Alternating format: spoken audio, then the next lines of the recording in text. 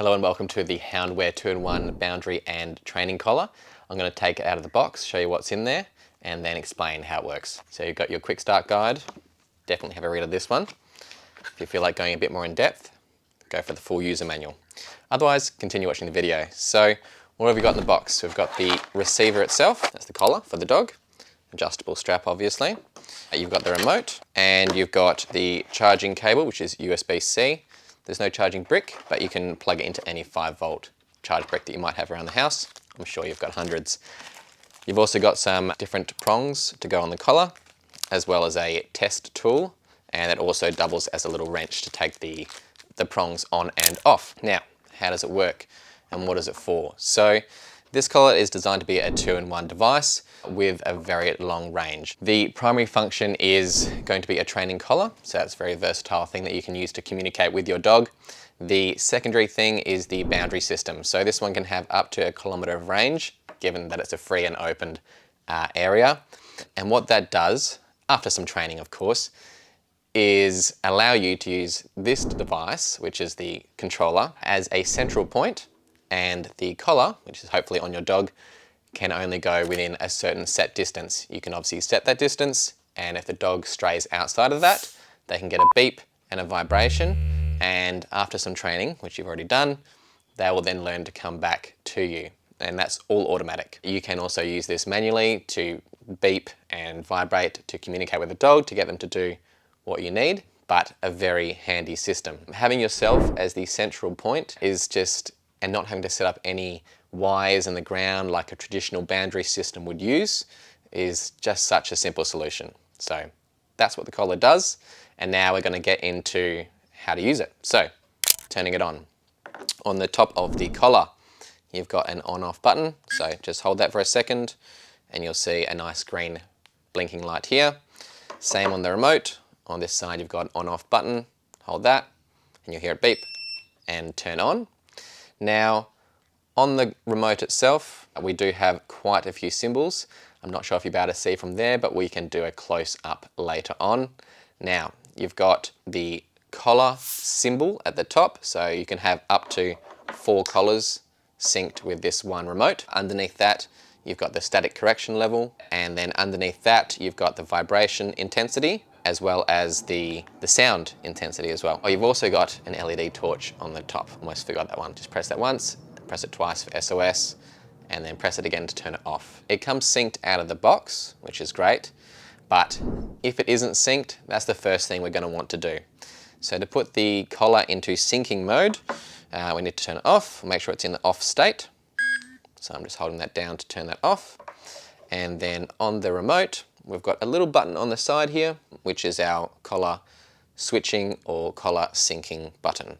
So I'm just going to hold that down, and then on the screen you will see, you'll hear a beep and you'll see the dog at the top start flashing. Now you can key through that to change dog 1, 2, 3 or 4, but we're going to keep it on dog 1. So I've got 30 seconds to do this, so I'll shut up. So you've got to hold down the collar itself, hold it down until it starts blinking red and green, and then we can press the center of the button here, and that's going to sync the remote. We can tell that it's sunk because we press the beep button, we can hear it beep or vibrate.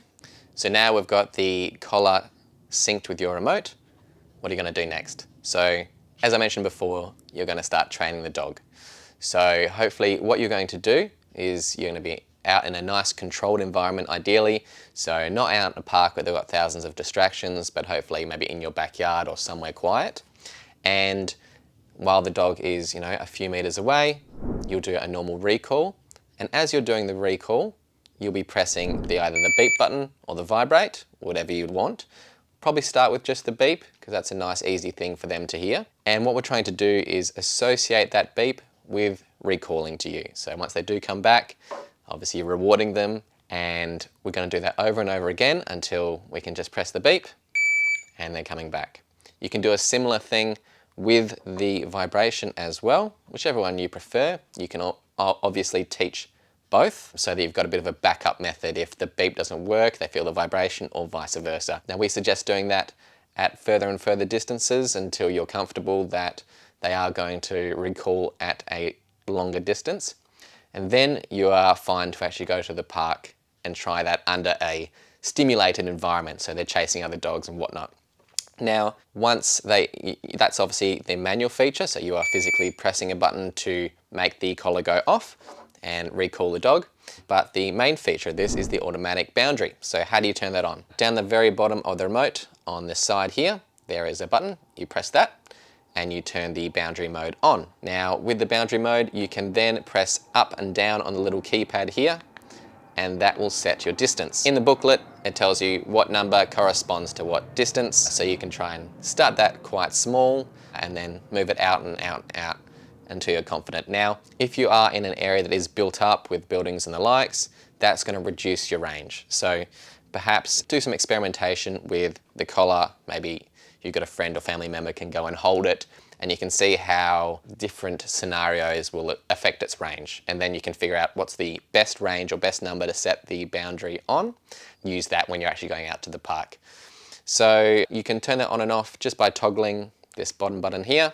And on the screen, you'll see at the top right-hand side, there's just a little symbol there with a dog's face with a little boundary around him. Quick push to turn it off, quick push to turn it on. And that's it. Apart from that, it is a waterproof thing, so that is great if you are going out to the park, even when it is raining, or the dog's slobbering on it, or anything like that, or having a drink. And yeah, fantastic little device, very, very handy, great battery life, USB-C charging, and just a really nice safety thing to have when you are out at the park. Thanks for watching, and we'll see you on the next one.